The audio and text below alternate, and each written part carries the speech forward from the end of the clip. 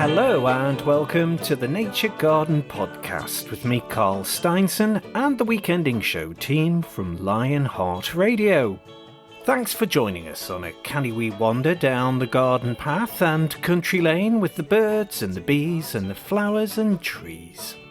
In this episode, sunshine and frost and herbidacious, highlights in the garden beds and pots. Tom Pattinson's spending time in the herb garden this week in search of parsley, sage, rosemary and thyme. We're off to the sunshine with Tom Cadwallander, who's looking at Corsican finches and nuthatches. Steve Lowe's chatting to an awesome organisation that's bringing the wonders of wildlife to us all, plus some top tips for the garden from Tom P. All coming up on the Nature Garden Podcast.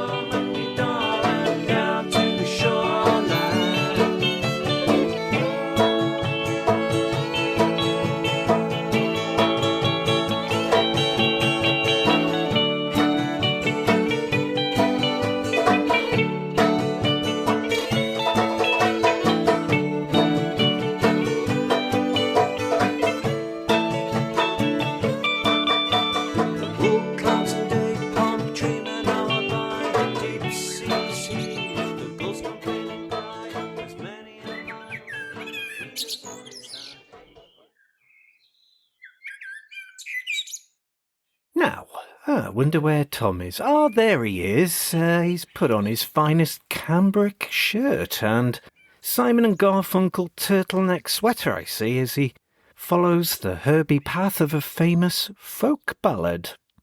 Hello, Tom. Hello. Are you going to Scarborough Fair? Parsley, sage, rosemary and thyme. Remember me to one who lives there.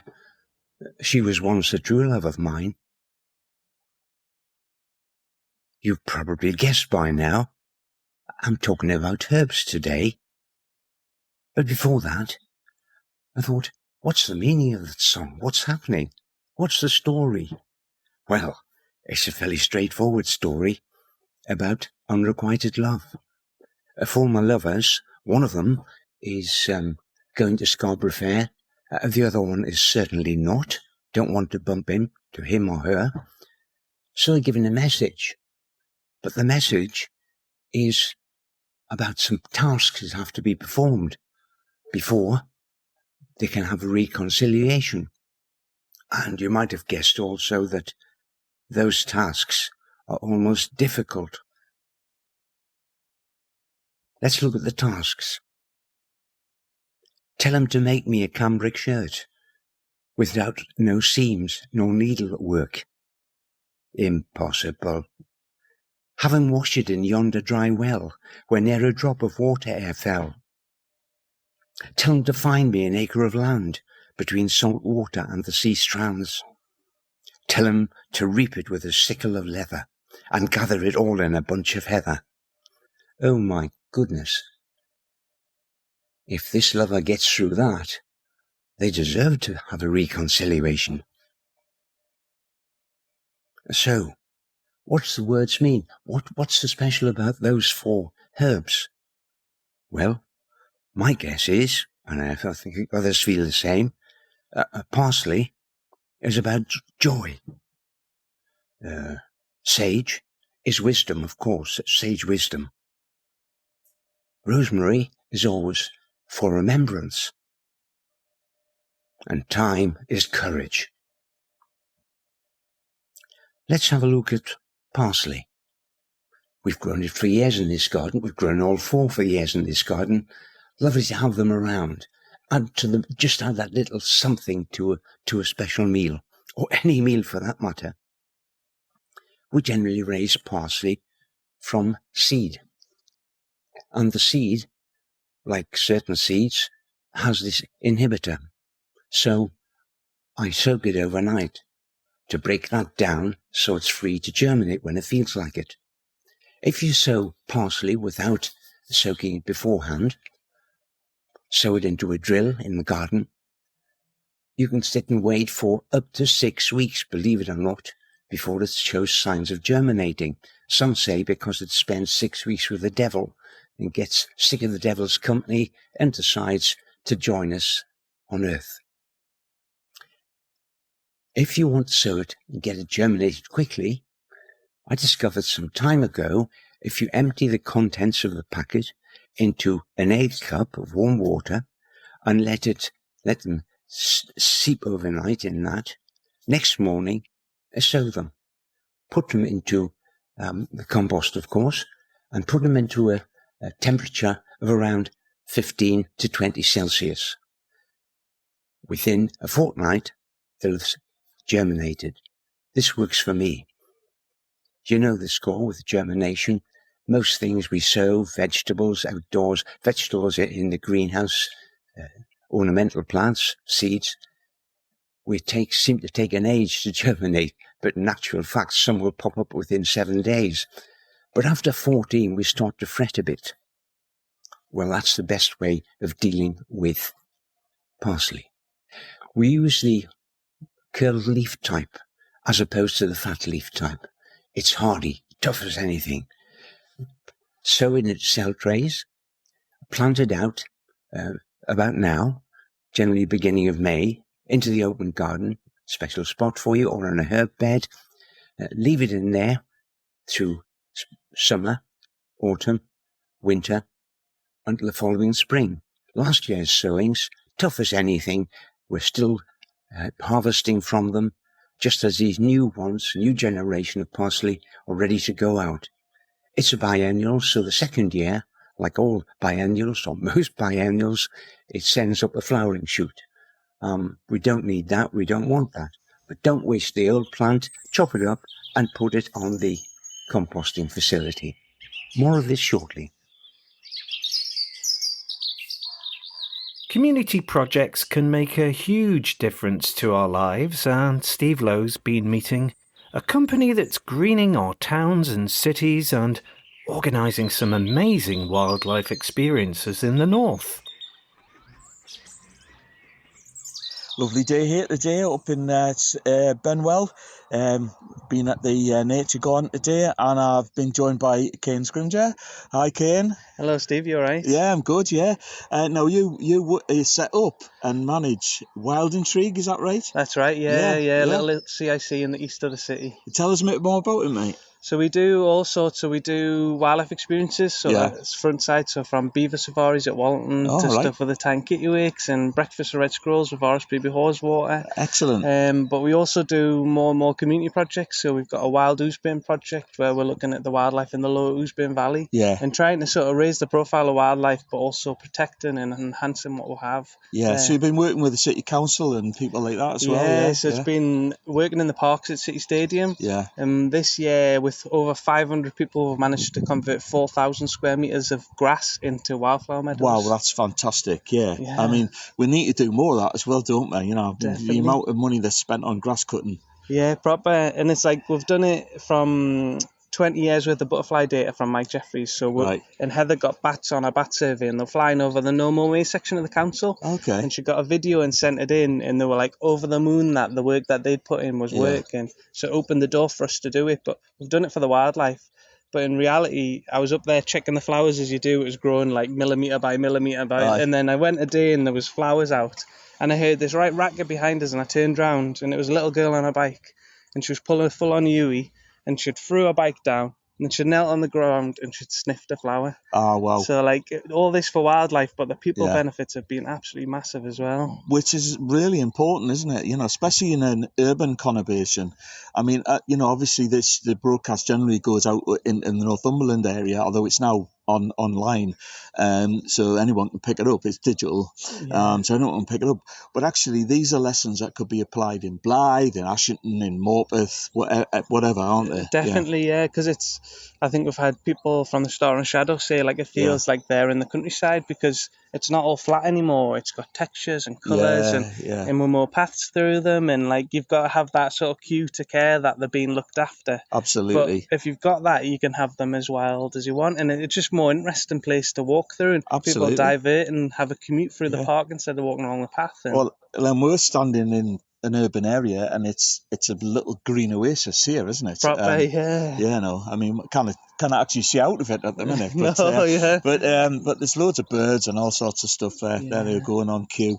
No, you set this up yourself with Heather, yeah, and it's been going. I think it's been going great guns, and I've known you since you went to school with my son. Yeah. Oh my God, that makes me feel old.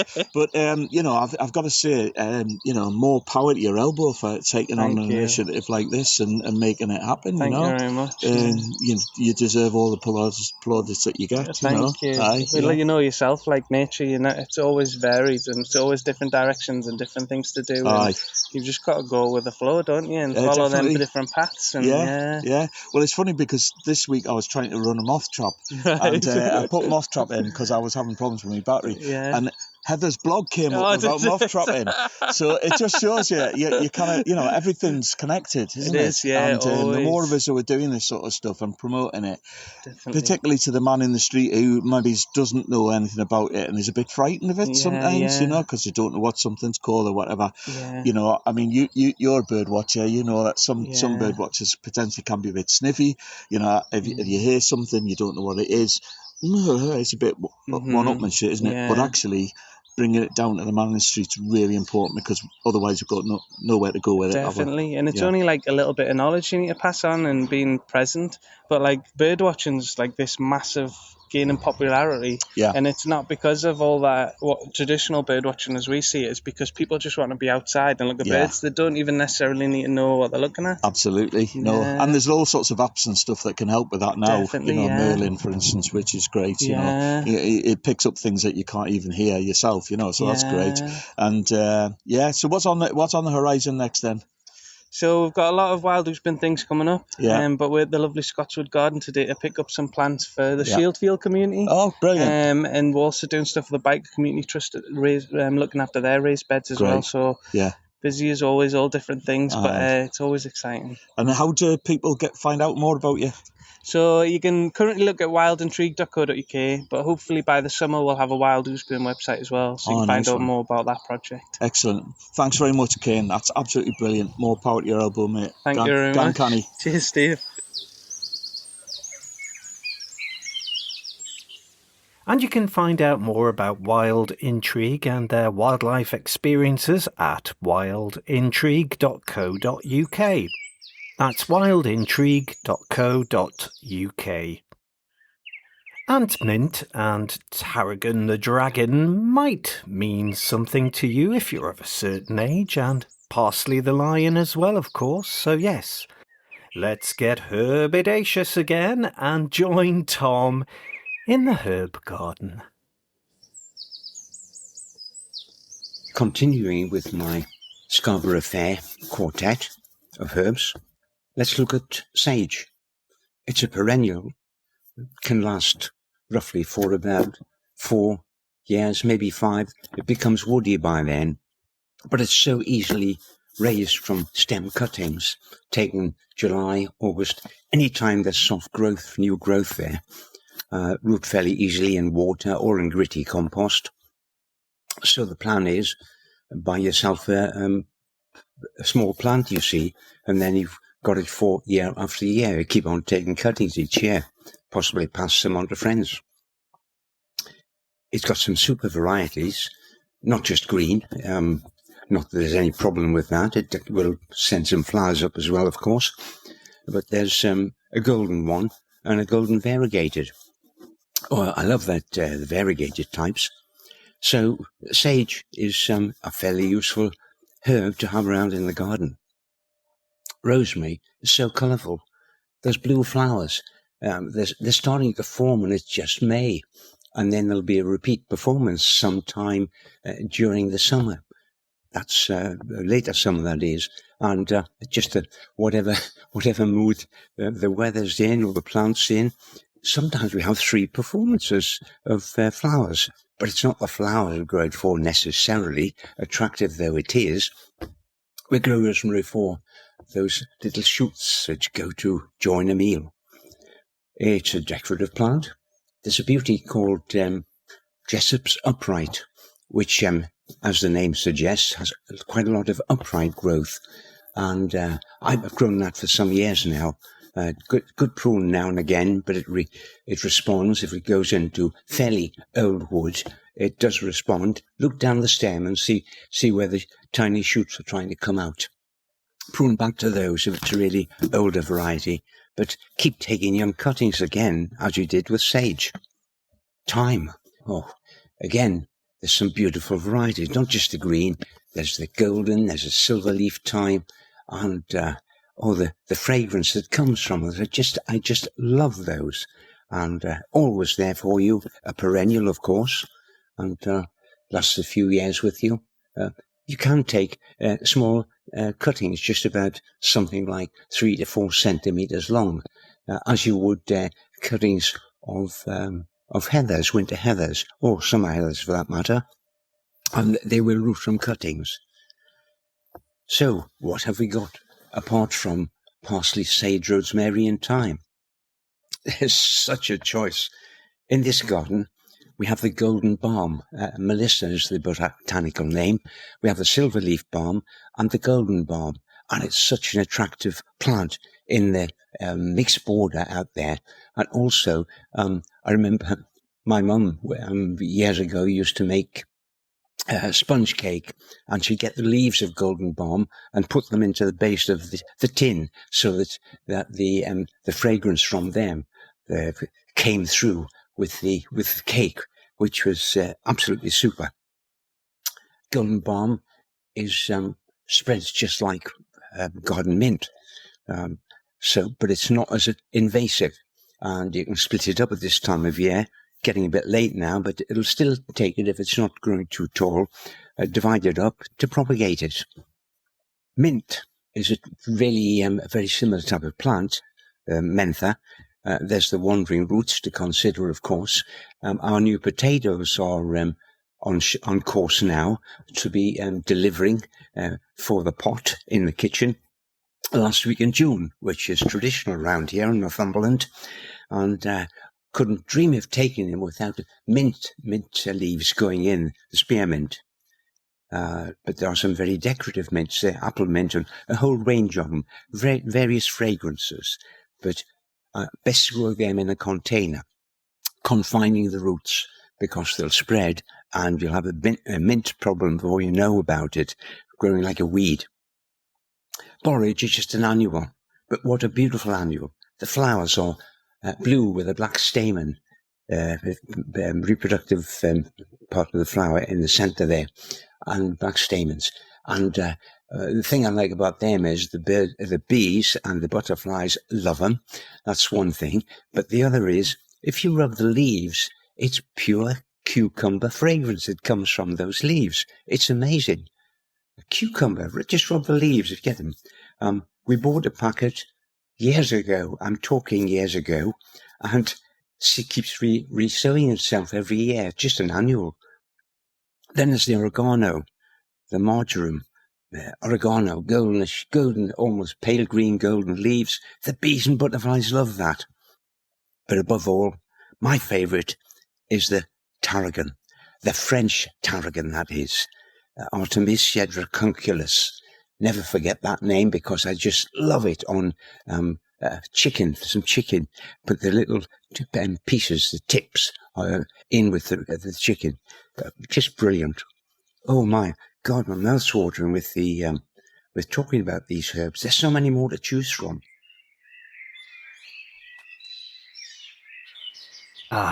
There's nothing better than a bit of warm spring sunshine. And Tom Cadwallander's been away to the Mediterranean Sea, how lovely, and an island that's rich in history and a birding hotspot. Apart from being the birthplace of Napoleon Bonaparte, what did I know about the island of Corsica about 6 months ago? Well, I did know they had 2 endemic bird species on the island. And if you're not familiar with Corsica, it's an island which is just north of Sardinia, very close to the Italian mainland, but actually it's French. But anyway, it was the birthplace of Bonaparte. And the other thing, yes, I've mentioned, is that it has two endemic bird species. There is the Corsican finch, which is kind of like a green finch, but it has a kind of a yellow face and grey head, but a lovely, beautiful yellow belly. Oh, it's fabulous. And the other endemic is a Corsican nuthatch.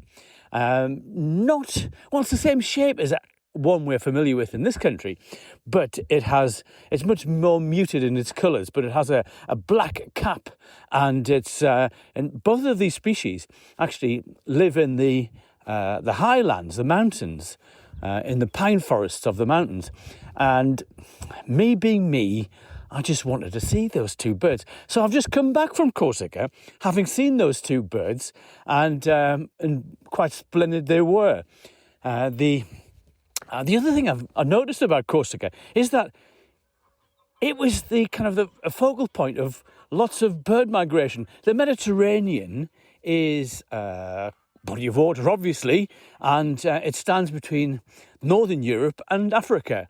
And a lot of birds that we see are unfamiliar with in the north during the springtime and summer, winter in Africa. So they've got to kind of make this journey, this migration.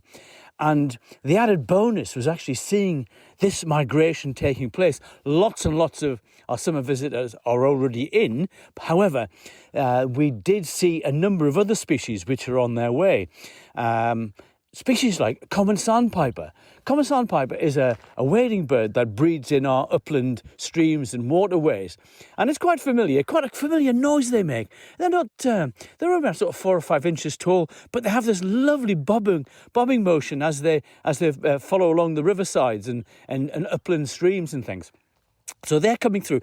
And actually, we got onto the north coast of Corsica, and it was fantastic. So we were seeing flocks of common sandpipers, birds which we see almost entirely as a single or a pair. And so we generally see them, but actually we counting 20s and 30s of these birds just waiting to jump off the north coast of Corsica. They must have they've crossed the Mediterranean, got into Sardinia, due south of Corsica, made their way through Sardinia and Corsica, and they were just waiting for the right weather conditions to make that last piece of the journey into the mainland Europe, and then continue their journey to the north. The other species that we saw, there was two actually. There was wind chats, which are kind of like robins in a way. They've got lovely eye stripes and so forth, and they're quite closely related to stone chats, which we would see on the coastal strip. And these birds were coming through. But the other thing I wanted to mention was wheat ears. Wheat ears are really quite widespread in Northern Europe, and they're really sort of in all the kind of the upland areas and the rough ground as well. So we see them quite readily up there. And the birds that were coming through, we suspected may well have been Greenland birds, because they're slightly bigger. Wheat ears are quite distinctive when you see them, because they have a white rump, and as they fly, the wings sort of spread, and they're about 5-6 inches tall, and they'll stand really quite upright. They're chats as they're in the kind of the grouping they're in, but as they fly, they'll have white rumps, but they have this kind of pinky grey wash bodies and dark wings and grey heads, and they're quite pretty birds, really. A lot of the wheat ears are in already in the UK, but actually in Northern Europe, perhaps as the name suggests, these birds are going to go really quite a long way north. They're great migration specialists, wheat ears. But these were gathering in flocks, again, like the other species, waiting for the right weather conditions. We saw them early mornings, but actually as the cloud cleared a little and they would make their way, they'd be gone within an hour. They were gone, and so we saw about several hundred of these birds on the northern tip of Corsica. Absolutely fantastic. So migration is incredible. It gives me such a buzz. In fact, it was one of the reasons why I kind of just consolidated my interest in birds, particularly back in the 1970s when I first kicked off bird watching, is to see sort of birds on the move. And you see them in these migration hotspots. They're where birds will actually gather before they make the next stage of their wonderful, amazing journey. What a fabulous thing it is as well.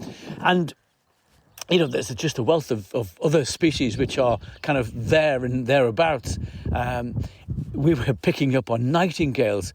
You know, we've heard the tales about nightingales singing in Berkeley Square, but actually, I don't think they ever did sing in Berkeley Square, you know, in London, because they're a bird of scrubland, of scrub woodland, which again is another story I'll have to recount about scrub woodland at some point in the future. But nightingales, they have this gurgling sort of noise, and they're really, really, really hard to see. They'll sing from the middle of bushes. They'll sing right through the night, but we were hearing during the day. So these birds may well have been resident birds, or they could have been birds which are going to be moving north to breed in Northern Europe. But they were there in their decent numbers, and we had them sort of singing in little pockets, and you'll hear them. They go, and it wasn't a very pretty song, but it's quite a distinctive song. And these are kind of like small thrushes, you know. They're very similar in sort of and look, because they're brown, to our song thrushes. We don't see them very often in the north of Britain, but they're relatively common in the south of the country, and where we see them sort of fairly regularly in that habitat. But they are migrants, and they'll be leaving at the back of the summer, ready for their journey south again, and to winter in the sometimes in the Mediterranean, but mostly in Africa. So yes, we've had really quite a busy old time of it out there, and it was great to see. And we were seeing swifts, and we were seeing the three species of swift we saw.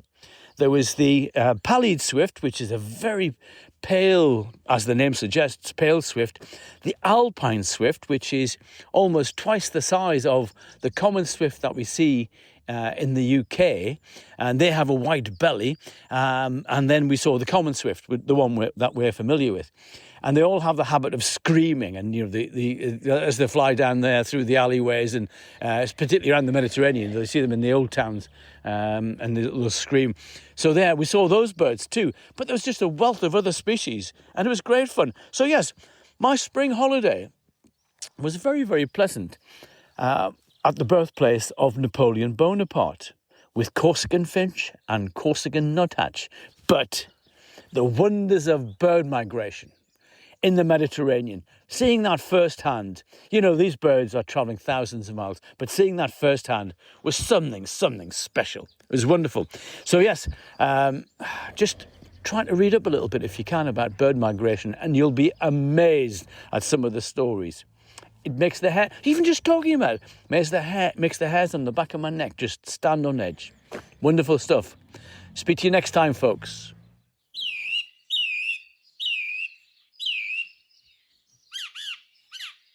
We mentioned the power of community projects and gardens earlier, and, well, here's an inspiring little update from Steve Lowe on his visit to the Toon.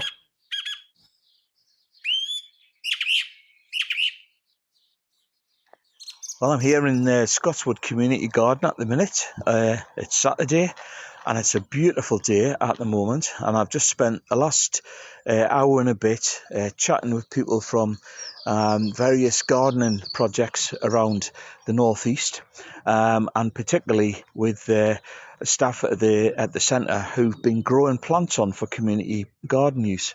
So I'm afraid my car has turned into a little greenhouse, and it's absolutely stuffed to the rafters with 100 and odd different species of plant which have been kindly donated to us. And it's a project that's been supported by Cross Country Rail. And so just hats off to them for doing this, because it sort of really will make a difference on a local basis. I think also just want to sort of point out that the Scotswood Community Gardens, it's literally the words in it, isn't it? Community. It's a great place for people to come and visit. It's open during the week. It's usually not open on a weekend. But it's based in the John Morley Centre in Newcastle, so it's quite easy to get to. There's cafes and all sorts in the centre, and the garden itself is well worth a look around. And for anyone who might be interested, also to help out with volunteering, they do some fantastic stuff. That includes plant sales. Have a look on their website. The Scotswood Community Garden website for any details of the sales and other things that they've got going on. And just try and support this fantastic little community initiative.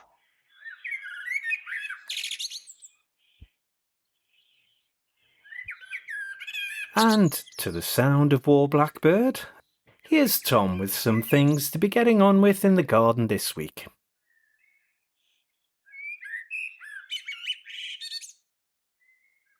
So it's jobs for the week time. And recently, in the morning, this morning, for example, woke up, looked out over the garden, lawn at the front, white as anything, same at the back. Frost overnight. It's that sort of time. May. And we've got so many lovely semi-tender plants, vegetables and bedding plants to go out at some stage, but I'm holding my hand at the moment. It's just not with the risk. For example, we've had some runner beans, long, enormous, great long runner beans. Haven't had the vegetable itself for the pot yet, but I've got some plants, and they're about 30 centimetres tall, just starting to shoot out in pots, raised in pots, and I'd love to plant them out. But this time last year, we put them out, and it wasn't necessarily the rain. It was a gale force wind that ripped the leaves to shreds, and they suffered such a setback. They recovered over time, but it's not worth the risk. So it's down at night time in the lee of the greenhouse behind a large rock and some foliage, and it's toughening off there. Not planting them out yet. Watch that frost. Probably near the end of this month, yes. Got to take a risk sometimes, but not at the moment. Potatoes are prone to frost, of course, and they're just popping little heads to now. You wouldn't believe it, I planted them on Good Friday, which is traditional in these parts, and I planted them slightly deeper, down to about the 15 centimetre, 6 inches mark. It's normally about 5 inches deep, but I put them down there because I thought it's cold, it's going to remain so like last year, and I know they'll take a while. Well, after 4 weeks, I was getting slightly concerned. Never been concerned about a potato crop before, but about them emerging, with shoots, but didn't come. And it's actually taken 6 weeks, close on 6 weeks now, and they're just popping the little heads up. And there's frost around at the moment too. So what do? We bring the earth up on either side of a row and earth them up. That keeps them safe under the soil for a beginning anyway, and let them run through that. You bury them temporarily, I should say. You're burying them temporarily, which goes against the grain because it's taking a while to see them coming up, but that's the safest way to deal with it at the moment. So that's the potatoes. There was a song in my youth, forgotten who sang it now, a group, I Can Hear the Grass Grow, and my goodness, short of hearing it grow, it certainly is growing. It's been twice in a week. It's just amazing, given that frost, but it gets so hot hot compared to 0 Celsius during the day. I can't quite hear the grass grow, but I know that it's growing, and that's a job. Keep on top of the lawn. We're not quite down to summer level yet, but we're getting there gradually. And once it's rather like going round with the vacuum cleaner around the house. Looks better, lifts everything around it when that's been done. I speak from experience here. And outside the lawn, similar. Cut the lawn, it lifts the border and the garden all around it. Weeds. The vegetables are starting to germinate. plants are starting to grow outside, but that includes weeds as well. And recently there've been 2 fairly warm periods between the 12 o'clock to 2 o'clock, 12 o'clock lunchtime, 2 o'clock in the afternoon, and the sun beating down when you're in the shade. Run the hoe through the annual weeds, and many of them are just annual weeds, chop them off at the stocking tops, and they're dead before the end of the day. They dehydrate. Put them, if they're not got seeds on them, don't waste them, put them in the compost facility, but not if they've got seeds on them. So, I'm just thinking about looking round the fruit trees at the moment. I can see the front and the back garden, and they're mainly in the back garden, and what a lot of flowers they have at the moment. It's just brilliant. And some of them, the pear, and 1 or 2 of the apples, have miniature fruits on them. I'm not going to thin them out yet, because nature does it first. In June, we have something called the June drop. If a tree decides it's got far too big a load of fruit to feed going into summer and dry days, it cuts some of them off and they fall to the ground. And you think, oh, that's sad, but it isn't. It's nature at work, and it helps in the long run. Nature thinning out the fruits so you get bigger, better fruits at the end of the day. Final word, I see some of my strawberry fruits, the flowers have gone, and there's some young strawberries there at the moment. Those strawberries aren't ready for eating, but that doesn't put the blackbirds off. They take them green. I've got to get the netting on this early in the year. It's amazing. Hey, look, whatever you're doing over the next week or so, enjoy your gardening. You've been listening to gardener Tom Pattinson, birder Tom Cadwallander from the British Trust for Ornithology, and Steve Lowe from the Cresswell Peel Tower. Don't forget you can listen back to all of our previous programmes via the Nature Garden podcast. That's the Nature Garden podcast. I'm Carl Steinson, thanks for listening, and enjoy your gardening and time outdoors with nature. Bye for now.